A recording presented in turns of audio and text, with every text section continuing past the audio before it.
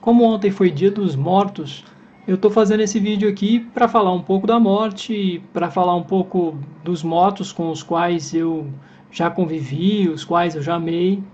Se eu tenho medo da morte, eu acho que ele representa mais o nosso narcisismo do que o nosso medo do sofrimento. Eu acho que faz muito mais sentido ter medo de como você possivelmente pode vir a morrer, pode vir a falecer, se você vai sofrer muito ou não. E minha crença em relação à morte é de que ela é o nada. Você morre e deixa de existir.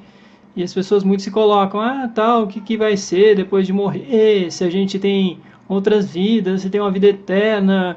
Mas as pessoas não se perguntam o que elas eram antes de nascer. Então, assim, a existência delas não representa quase nada na imensidão absurda do tempo no universo. Falar em imensidão em termos de tempo é meio estranho, mas enfim, na imensidão do tempo e do espaço no universo. Quer dizer, muita coisa existia bilhões de anos antes dessa pessoa existir e vai continuar existindo bilhões de anos depois. Então, se pensar na existência de tudo, não é quase nada, a gente não é quase nada. E a questão da eternidade é até engraçado. Um colega meu, biólogo, ele uma vez disse assim, parei de pensar sobre essas coisas, tal, e para mim tudo é eterno. Sim, tudo é eterno. O que não é eterno é o ego, o que não é eterno é a individualidade, o que não é eterno é esse espaço miserável que nos constitui durante um certo tempo e que não é miserável quando você para e pensa para si mesmo. Já disse aqui num outro texto algo mais ou menos assim, de que não existimos na existência de tudo, existimos demais para nós mesmos. Eu acho que tem um pouco a impressão dessa disparidade na forma como a gente sente e concebe a vida quando estamos sofrendo. E convenhamos, a não existência que é a regra, a morte é que é a regra e não a vida. E se a vida é muito curta ou não? Não, a vida eu acho que não é nem curta nem longa. Ela é somente uma. Só isso. Essa coisa da vida ser curta ou longa, se ela é curta ou longa, eu acho que também é outro reflexo do narcisismo. Quando a pessoa está, essa vida é muito curta, é novamente um apego enorme, um apego à própria existência, que é mais do que comum, porque é natural, né? Natural que as pessoas tenham amor a si mesmas, que é isso que mantém elas vivas, como eu já disse num outro vídeo. A questão é que as pessoas acabam se lamentando porque a vida é uma só. Eu acho que essa é a verdade. Se a vida não fosse uma só, não haveria tanto lamento. Ou então talvez houvesse menos lamento. Ou então não deixaria nunca de se lamentar, porque o narcisismo também é a regra e ele sempre fala mais alto. Então o sujeito, mais que ele tenha, se isso for finito, ele vai lamentar. Se isso não for absoluto, ele vai lamentar. Acho a maior palhaçada, na verdade, ficar falando que a vida é curta. Pensa na vida de um mosquito, pensa na vida de qualquer animal que você amou, animal doméstico. A vida deles é mais curta que a nossa, muito mais curta do que a nossa.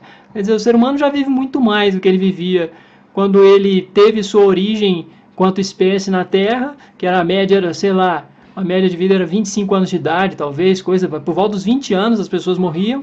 E assim, a gente já está vivendo muito mais do que isso e não falta a gente lamentando. Ou isso me passa um pouco de mesquinhez também, não sei, posso estar enganado. Eu estou citando aqui, e tudo que eu estou citando aqui eu vou tentar colocar na descrição, se vocês quiserem ter um acesso mais profundo, acessem os vídeos, acessem os textos sobre os quais eu acabo de alguma forma fazendo uma pequena citação aqui. Agora, em relação à morte, eu só pude experienciá-la talvez bem mais de perto quando meu irmão faleceu em 1998. Depois que ele morreu, eu sonhei várias vezes com ele, sonhei com ele voltando, e para mim era uma coisa muito doida, assim. Ele voltava e eu não conseguia entender o que estava acontecendo. Caramba, como é que está voltando? Então, quer dizer, era uma perplexidade muito grande. A gente estava num bar e de repente ele apareceu. Eu falei, peraí, mas você morreu, como é que você voltou? Como é que é isso? Explica, como é que foi? Não morreu? Eu lembro de um sonho, eu morava na moradia da UNB, que era no que a gente chamava de colina, mas não era exatamente numa colina, numa coisa no alto de uma montanha, mas o sonho estava mais ou menos no alto de uma colina, no alto de uma montanha. E naquele dia eu acho que estava ventando muito lá fora, e assim, eu estava no alto de uma colina e a impressão é que eu cheguei lá com um Fusca velho. E era muito comum nos meus sonhos de criança eu sonhar que eu estava dirigindo, mesmo criança, dirigindo para lugares inóspitos, assim, bizarros, dirigindo o Fusca velho, o Fusca da família. Mas aí eu estava no alto desse morro, dessa montanha, uma montanha assim, com um gramado muito grande, uma montanha muito bonita, um morro muito bonito, pode ser que tivesse até flores, eu não lembro bem. E assim, eu lembro de que ele apareceu por ali também, houve um retorno dele mais ou menos ali.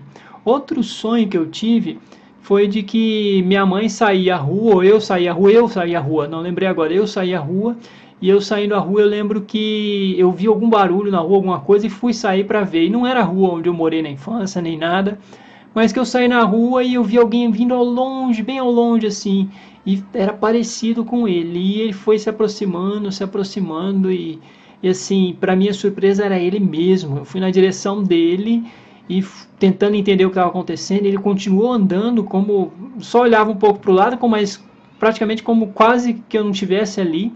E eu perguntei, e aí, né, o que aconteceu? De onde você veio? Como é que você voltou? E tudo. Aí ele, pô, Drake, não sei o que, tá, da maneira como ele respondia um pouco sem paciência, quando ele achava que a resposta era muito óbvia.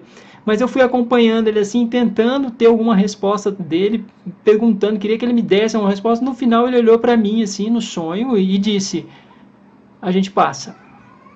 Aliás, eu acho que ele disse mais ou menos exatamente assim, Dri, é o seguinte, a gente passa. A vida é assim, a gente passa. E essa relação com a morte também, há algumas pessoas que têm fascinação pela morte. Eu creio que muitos suicidas têm essa fascinação e talvez, sinto que em boa medida foi o caso dele também. Algumas pessoas tentando proteger a sua crença ou a sua militância ateísta, vamos dizer, podem até afirmar, não falo com quem morreu e tal, mas os seus sonhos falam. Se você não fala conscientemente, vai falar em sonho. E aí faz lembrar um pouco em Freud também do que é a mitologia, de que a mitologia seriam os sonhos da humanidade. E aí as pessoas lamentam tanto que elas vão deixar de existir, mas por nenhum momento elas se perguntam ou se colocam um lamento por não ter existido durante tantos anos, durante bilhões de anos. E aí a minha questão é a seguinte, se elas ficaram tanto tempo sem existir, qual é o lamento de voltar para o que era? Porque quase sempre foi, que é continuar não existindo. Ok, mas eu sei muito bem de quem ama a vida, a morte é um mal negativo, é uma ausência, né? A morte é sempre uma ausência, a ausência de tudo. E a morte, para quem não está querendo mais viver, ela seria um bem negativo, um bem de ausência. Na verdade, o positivo e o negativo aí como a ausência e presença, tá? E cabe aqui um pouco de Comte Sponville, em seu livro A Apresentação da Filosofia, no texto dele sobre a morte.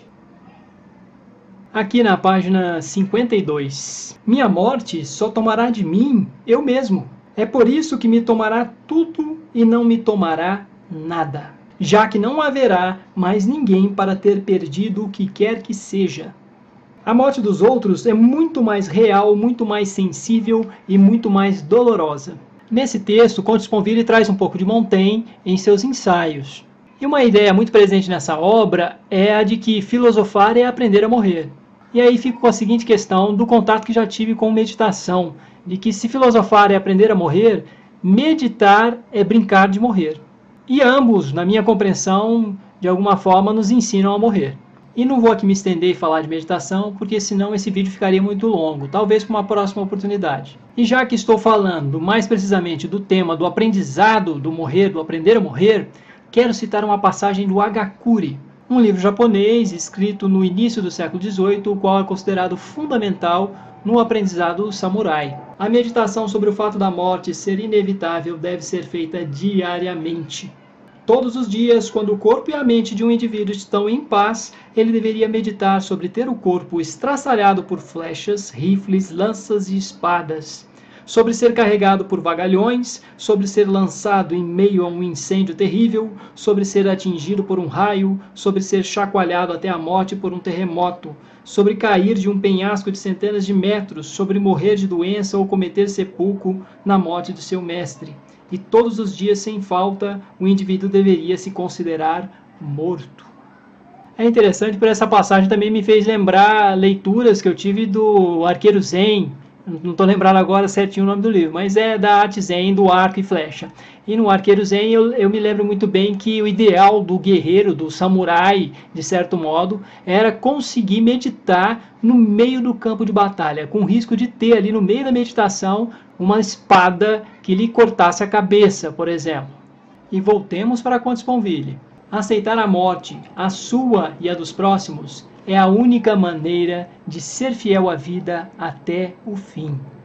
Viver é combater, resistir, sobreviver, e ninguém pode fazê-lo indefinidamente. No fim, é preciso morrer, e é esse o único fim que nos é prometido. É para isso que a ideia da morte pode servir, para tornar a vida mais aceitável por meio da esperança, ou mais insubstituível pelo fato dela ser única.